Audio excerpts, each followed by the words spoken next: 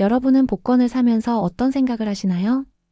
이번엔 혹시 딱 한 번만 인생이 조금은 달라질까? 복권은 종이 한 장이지만 그 안에는 상상과 기대가 들어 있습니다. 어쩌면 우리는 돈이 아니라 가능성을 사고 있는지도 모릅니다. 그런데 복권은 언제부터 시작됐을까요? 기원전 2세기 중국의 한나라 시기에도 이미 복권과 비슷한 제도가 있었습니다. 공공시설과 성곽을 짓기 위한 재원 마련 수단이었죠. 유럽에서는 이탈리아 제노바에서 숫자를 맞추는 방식이 등장했고 네덜란드의 스타츠 로터레이는 지금까지 이어지는 국가 복권이 되었습니다. 미국에서는 조지 워싱턴이 도로 건설 자금을 마련하기 위해 복권을 승인했습니다. 복권은 늘 희망보다 먼저 재정의 도구였습니다. 한국도 마찬가지입니다. 현재는 동행복권이 운영하고 있고 수익금은 복지와 공공기금으로 사용됩니다. 그런데 여기서 한 가지 질문. 1등이 끝까지 안 나타나면 그 돈은 어떻게 될까요? 지급기한 1년이 지나면 당첨금은 소멸되고 복권기금으로 넘어갑니다. 매년 수십억 원의 미수령 금액이 발생합니다. 누군가는 잃어버렸고, 누군가는 확인을 안 했고, 누군가는 기한을 놓쳤습니다. 그리고 세상에는 상상하기 힘든 거액에 당첨된 사람도 있습니다. 2022년 미국 파워볼에서 20억 달러가 넘는 잭팟이 터졌습니다. 당첨자는 에드윈 카스트로 2조 원이 넘는 금액.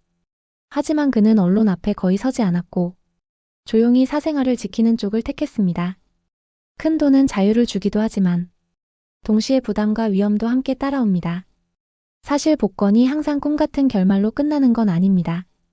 2004년 한국에서는 복권과 투자에 큰 기대를 걸었던 한 가족이 목표를 이루지 못한 이후 안타까운 선택으로 이어진 사건이 보도된 적이 있습니다. 또 다른 사례에서는 전 재산 수백만 원을 로또에 쏟아부은 청년이 당첨되지 않자 극단적인 선택을 한 일도 있었습니다. 이 이야기를 하는 이유는 복권을 비난하려는 게 아닙니다. 문제는 복권이 아니라 그 안에 담긴 절박함입니다. 확률은 언제나 냉정합니다. 미국의 메거 밀리언즈은 1등 확률이 약 3억 분의 1, 한국 로또 645도 약 814만 분의 1입니다. 수학적으로 보면 모든 복권은 기대값이 마이너스입니다. 장기적으로는 사는 사람이 손해를 보도록 설계되어 있습니다. 그럼에도 불구하고 우리는 왜 구입할까요? 아마도 복권은 돈을 파는 상품이 아니라 가능성을 파는 상품이기 때문일 겁니다. 1,000원으로 일주일 동안 상상을 합니다. 빚을 갚고 가족과 여행을 가고 노후를 걱정하지 않아도 되는 삶. 그 상상이 우리를 잠시 위로합니다. 하지만 그 상상이 현실을 대신하려는 순간 위험해집니다. 복권은 해결책이 아닙니다. 해결책처럼 보일 뿐입니다. 그래서 저는 이렇게 말하고 싶습니다. 복권은 생활비가 아니라 놀이비여야 합니다. 1, 2만 원 이하. 잃어도 아무 일 없는 금액.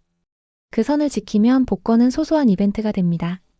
선을 넘으면 그때부터는 기대가 아니라 압박이 됩니다. 복권은 고대부터 존재했고 국가 재정의 한 축이었고 어떤 이는 2조 원에 당첨되었습니다. 동시에 누군가는 절망 속에서 무너졌습니다. 같은 종이 한 장이 누군가에겐 꿈이 되고 누군가에겐 마지막 선택이 되었습니다. 여러분은 어떻게 생각하시나요? 복권은 희망일까요? 아니면 계산된 확률 위에 세워진 착각일까요?